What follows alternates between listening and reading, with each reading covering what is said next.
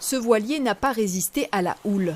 10 jours après son échouage, l'entreprise de relevage est à la manœuvre. Le propriétaire assiste aux opérations. Il pensait avoir pris toutes les précautions nécessaires.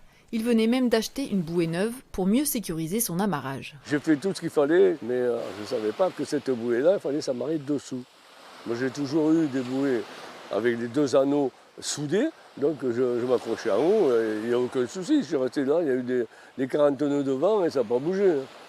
Une erreur par défaut d'information, un coup de malchance. Aux côtés du propriétaire, l'expert maritime de l'assurance est vigilant. Les opérations de renflouage très techniques seront décisives. Il faudra déterminer si le bateau d'une valeur estimée à 130 000 € est réparable.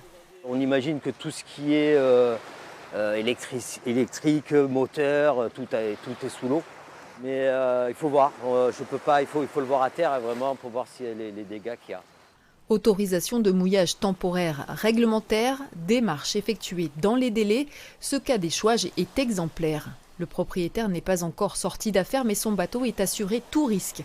Les frais de relevage, plus de 15 000 €, lui seront remboursés. Dans beaucoup de cas, le navire n'est pas assuré, c'est-à-dire que toutes les actions qui seront conduites seront à la charge du propriétaire, soit conduites par lui, soit conduites par le préfet maritime dans le cadre d'une action d'office en raison d'atteinte à l'environnement, à la sécurité de la navigation ou de crainte de pollution marine.